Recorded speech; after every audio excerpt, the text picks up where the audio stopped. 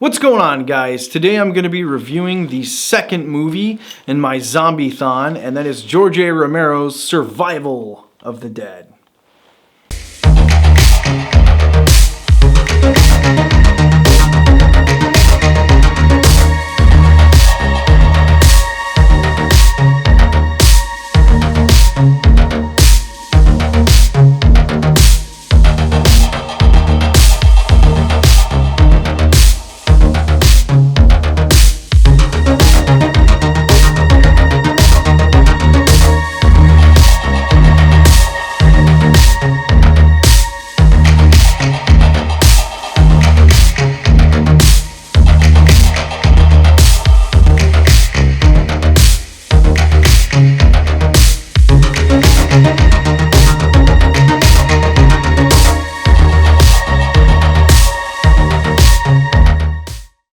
Survival of the Dead was released in 2008, and kind of the follow-up to Romero's Diary of the Dead.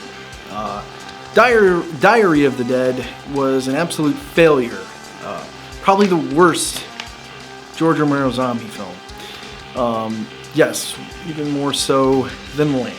The problem with this kind of follow-up and amongst the three films is that in Land of the Dead, it was kind of a continuation of the last three.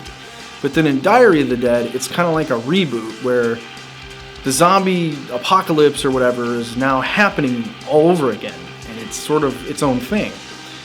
But it's a found footage movie. And in the found footage movie, they're very much, like, hey, we put music and the lighting looks really good. And it just don't seem like real footage. And the characters are really ridiculous. Not to get too far into Diary of the Dead, but it's not really a very good film at all, and kind of don't make sense.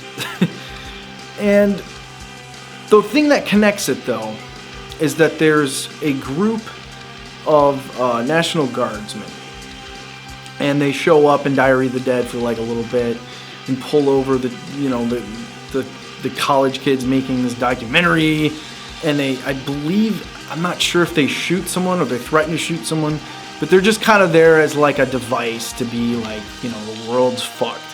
And that's what's going on with these, National Guardsmen in this. You can't trust anyone. Well, somehow Romero or whoever, they kind of took that idea of connecting the National Guardsmen into a film. And we're now expected, I guess, to care about these characters like they're not awful people, but it is what it is, and actually, I enjoyed this film. It's definitely not his best, but out of the last two he made, I think it's the best one. Because with this one, it seemed like he went back to his roots. He went back to just telling a good story and making a good film, and actually having the characters, have arcs and development and things. So I find that this was the best, and also it has this it doesn't take itself that serious, and it allows itself to have fun. He tried to do this in Diary of the Dead, but I think something wasn't working in that movie, and it came off ridiculous in a lot of ways.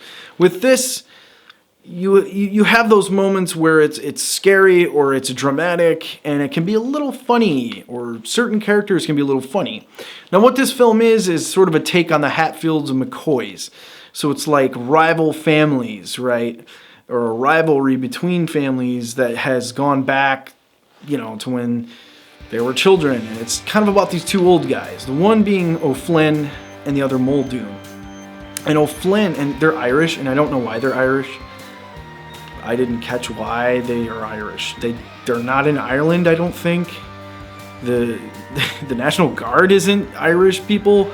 Other characters aren't Irish, but these guys are. I have no idea. I don't know if that's good or bad, or if I didn't like it. I kind of liked it because they brought a charm to them. I don't know. But in this movie, the National Guard are kind of like going around, and they're kind of, able to survive a lot of this because they're well equipped, they're trained, but they have their ups and downs and their problems with it all, and they're kind of falling apart emotionally, and one guy's like hiding the fact that he's been bit and stuff.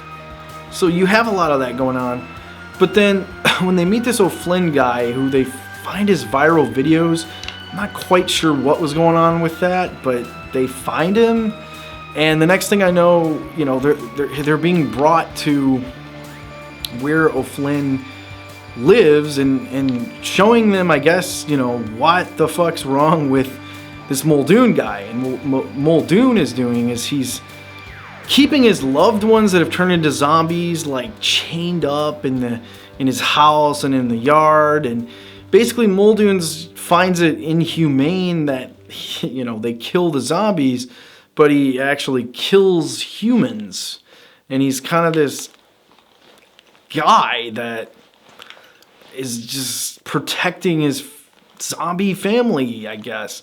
But also he has O'Flynn's daughter, who is now a zombie, living on his property, and she rides a horse. And that sounds funny, and it's also a big criticism with this movie, kind of like in Land of the Dead with what they were doing. But it wasn't handled too much, or it was handled pretty well in this, I thought. It didn't come off so like over the top or whatever. It just seemed like, okay, you know, she rides a horse and has this memory of doing that, kind of, you know, showcasing that the zombies are capable to kind of remember what they once did. And maybe if this was all real, that would be a thing. Who's to say? But again, it was handled well. It wasn't beaten over your head like it was in Land of the Dead. So it was pretty interesting, I guess. But, you know, what I really liked about this movie, in all honesty, was the fact that you got to identify with these characters, and he really took his time with certain parts of it. It wasn't an all-out action zombie film through the whole thing. It wasn't some kind of gimmicky found footage like the other two films. It was just a story that had arcs and zombies that were not too over the top in this, like, you know, kind of like Dawn of the Dead, where you have these moments, these really creepy moments and bloody moments, but it's not a constant, oh my god, thing like a modern kind of zombie film or whatever. It all leads up to something at the end, and it's kind of like a satisfying thing. And, you know, overall, it's a pretty good movie. For the newer Romero zombie films, it's the best. Definitely worth a watch. I will say, this has some terrible CGI in it, along with great makeup effects. But you're not getting the whole, you know, Tom Savini or Greg Nicotero kind of classic great stuff that you would have gotten in Dawn or Day of the Dead. With this, you know, it's just standard gore, but when the CGI is there, it is bad. It looks like a fucking cartoon. I will say that. It in a way, the ideas, like there's this whole part where the head's like coming off a zombie or whatever, and it's kind of just flicking there or whatever, flailing. And, you know, you can see how they probably would have not been able to do that in camera. Although I believe it's possible. But I imagine with the budget and the time restraints, they went, no, we're just going to go with CG and try to throw our hat in there with that. And Romero kind of even puts it in that term. Like, you know, it's just what you got to do nowadays because cost effectiveness or whatever. But, you know, again, that doesn't ruin the movie for me. It's still a pretty good film. It's got a lot of charm to it. It's got a lot of personality to it. Some of it is not entirely, I didn't quite understand some of it. It seems like Romero had a problem with maybe the plot in these movies or writing them or something at the end of his career here. But, you know, overall, it's the best. I mean, it takes you through the eyes of these kind of, you know, military personnel that are caught between this very Hatfield and McCoy's kind of rivalry, and how that, again, isn't quite handled the way humans should be handling this when there's fucking zombies everywhere.